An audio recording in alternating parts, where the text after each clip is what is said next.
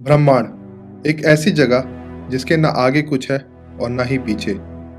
ब्रह्मांड अनंत है और आज तक कोई भी इस बात का जवाब नहीं दे पाया है कि ब्रह्मांड कितना बड़ा और विस्तृत है और इसमें कितने ग्रह और उपग्रह हैं। इन्हीं लाखों करोड़ों ग्रहों में से हमारी पृथ्वी भी एक ग्रह है और काफी समय तक ऐसा माना जाता था कि केवल पृथ्वी ही एक ऐसा ग्रह है जहां जीवन संभव है। लेकिन कुछ समय पहले वैज्ञानिकों ने यह धारणा पूरी तरह बदल दी है और अब सभी ये मानते हैं कि ब्रह्मांड में ऐसे बहुत सारे ग्रह हो सकते हैं जिन पर जीवन के होने की आशंका है। हाल ही में ऐसे 7 नए ग्रह भी ढूंढे गए हैं जिनका इकोसिस्टम पृथ्वी के इकोसिस्टम से मेल खाता है। आप लोगों में से बहुत से लोग ऐसे भी होंगे जो ये सारी बातें पहले से जानते होंगे। लेकिन अगर हम कहें कि ब्रह्मांड में हूबहू पृथ्वी जैसे भी ग्रह मौजूद हैं और उन ग्रहों पर भी हमारी पृथ्वी जैसे शहर हैं और हमारे हमशक्ल भी हैं, तो क्या आप इस बात पर विश्वास करेंगे? इस अवधारणा को विज्ञान की भाषा में पैरेलल यूनिवर्स पैराडॉक्स यानी समानांतर ब्रह्मांड भी कहा जाता है। इस पैराडॉक्स के अनुसार ब्रह्मांड में कुछ ग्रह ऐसे भी हैं जो पृथ्वी की कार्बन कॉपी है।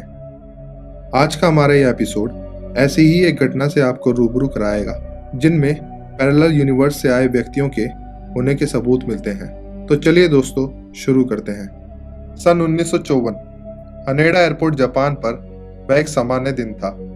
सभी यात्री और एयरपोर्ट स्टाफ किसी सामान्य दिन की तरह अपने अपने कामों में व्यस्त थे। विमानों की आवाजाही के कारण यह एयरपोर्ट विश्व के कुछ सबसे व्यस्त एयरपोर्ट में से एक माना जाता है। दोपहर के तकरीबन 12:30 बजे इस एयरपोर्ट पर यूरोप से आया एक विमान लैंड हुआ और सभी यात्री चेकआउट काउंटर की तरफ बढ़ चले। कुछ ही देर बाद चेकिंग काउंटर पर बैठे कस्टम अधिकारी न्यूक ऑटो का एक ऐसे व्यक्ति से सामना हुआ जिसे मिलने के बाद न्यूक की जिंदगी बदल गई। इस व्यक्ति ने किसी कॉर्पोरेट प्रोफेशनल जैसे कपड़े पहने हुए थे और वह व्यक्ति अपने चेहरे पर आत्मविश्वास से भरी मुस्कुराहट के साथ न्यूक के काउंटर तक पहुंचा और न्यूक को अपना पासपोर्ट थमाया। उस पासपोर्ट को देखकर न्यूक अचरज में आ गया क्योंकि जिस कंट्री का नाम उस पासपोर्ट पर लिखा था वैसी किसी भी कंट्री का नाम न्यूक ने कभी नहीं सुना था। अधिक जानकारी के लिए न्यूक और कुछ अन्य अधिकारियों ने उस व्यक्ति को वहीं रोक लिया और उच्च अधिकारियों को इस विषय में जानकारी दी गई। कस्टम अधिकारियों ने उस व्यक्ति से जापान आने का कारण पूछा, जिसका जवाब देते हुए उस व्यक्ति ने बताया कि वह बिजनेस के सिलसिले में जापान आया है। उस व्यक्ति ने अपने वॉलेट से कुछ यूरोपियन करेंसी के नोट निकाले और उन अधिकारियों को दिखाते हुए बोला कि वह पहले भी इसी पासपोर्ट के आधार पर यूरोप के देशों में घूम चुका है। कस्टम अधिकारियों ने उस व्यक्ति के पासपोर्ट की ठीक से जांच की तो पाया कि उस पासपोर्ट पर लगी सारी स्टैम्प बिल्कुल असली हैं और उसके पासपोर्ट पर पासपोर्ट इशू करने वाले देश का नाम टॉरेट था। अधिकारियों ने इस व्यक्ति से पूछा कि यह टॉरेट नाम की कंट्री कौन से कॉन्टिनेंट का हिस्सा है, तो इस व्यक्ति ने जवाब दिया कि टॉरेट फ्रांस और स्पेन के बीच में कहीं स्थित है। यह सुनकर वहां मौजूद सभी कस्टम और एयरपोर्ट अधिकारी हैरान रह गए क्योंकि किसी ने भी इससे पहले ऐसे किसी देश का नाम नहीं सुना था, एक ऐसा देश जो हमारी पृथ्वी पर है ही नहीं। सभी को इस बात का अंदेशा होने लगा कि इस पूरे मसले को वह लोग जितना सामान्य समझ रहे थे वह दरअसल उससे कहीं ज्यादा पेचीदा मामला था। न्यूक ने उस व्यक्ति के आगे एक वर्ल्ड मैप रखा और उससे कहा कि वह अपनी कंट्री को इस मैप पे देखकर पहचाने और सबको बताए कि टॉरेट देश वर्ल्ड के मैप में कहां पर है। उसने एंडोरा नाम के देश पर उंगली रखते हुए कहा कि यह मैप गलत है, यहाँ एंडोरा नहीं टॉरेट लिखा होना चाहिए था। यह सुनकर सभी को वह व्यक्ति संदिग्ध लगने लगा और उसकी बातों पर सबको संदेह होने लगा।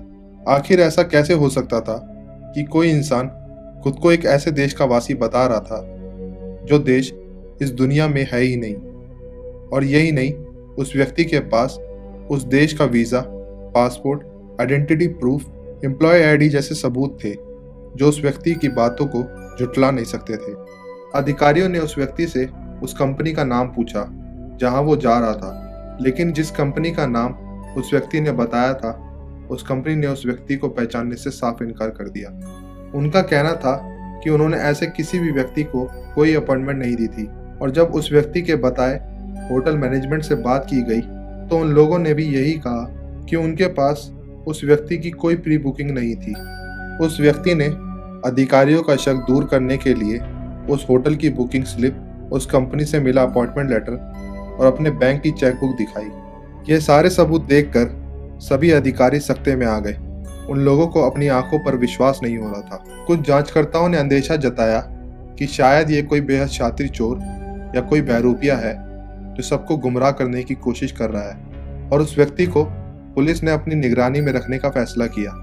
उस व्यक्ति और उसके सारे सामान को कब्जे में ले लिया गया और उसे एक होटल में कड़ी निगरानी के साथ ठहराया गया। लेकिन अगली सुबह सभी लोगों के होश उड़ गए, क्योंकि उस व्यक्ति के रूम में कोई नहीं था, जबकि उसके कमरे के बाहर 2 सिपाही भी तैनात थे और उनके कमरे की खिड़कियों को पहले से ही सील कर दिया गया था। और तो और एयरपोर्ट पर जब्त किए गए सारे डॉक्यूमेंट्स जैसे ड्राइविंग लाइसेंस और पासपोर्ट एयरपोर्ट से गायब हो गए थे। उस व्यक्ति के पासपोर्ट पर लगी स्टैंप के आधार पर उन सभी कंट्रीज से उस व्यक्ति के बारे में जानकारी हासिल करने की कोशिश की गई, लेकिन आज तक कोई भी उस व्यक्ति का अता पता नहीं लगा पाया है। बहुत से लोगों का मानना है कि वह एक दूसरे आयाम से आया व्यक्ति था और गलती से हमारी दुनिया में आ गया था। बहुत से वैज्ञानिकों और एक्सपर्ट्स का मानना है कि पैरेलल यूनिवर्स एक कल्पना मात्र नहीं है। यदि हम ब्लैक होल या फिर चौथे आयाम में सफर करने का कोई तरीका इजाद कर ले तो हम भी पैरेलल यूनिवर्स में जा सकते हैं। इतिहास में पैरेलल यूनिवर्स से आए व्यक्तियों की कई घटनाएं मौजूद हैं जो ये विश्वास दिलाती हैं कि वाकई ऐसा हो सकता है, क्योंकि इस घटना से पहले भी पैरेलल यूनिवर्स से आए लोगों के मिलने की बात सामने आती रही है। सन 1851 में एक अज्ञात व्यक्ति जर्मनी के फ्रैंकफर्ट एंडर ओडर नाम की जगह पर पाया गया था। उस व्यक्ति का कहना था कि वो लग्जारिया नाम की जगह से आया है और यहाँ भटक गया है, लेकिन लग्जारिया नाम की कोई भी जगह हमारी धरती पर नहीं है। पैरेलल यूनिवर्स के रहस्यमय सफर में आज बस इतना ही। यदि आपको ये वीडियो पसंद आया हो तो उसे लाइक, शेयर और हमारे चैनल को सब्सक्राइब करना ना भूलें, क्योंकि आपका सपोर्ट ही हमें नए नए विषयों पर वीडियोस बनाने के लिए प्रेरित करता है। यदि आप लोगों के पास भी ऐसी कोई अद्भुत कहानी या विषय हो तो हमें कमेंट के माध्यम से ज़रूर बताएं। हमें आपके कमेंट्स का इंतज़ार रहेगा।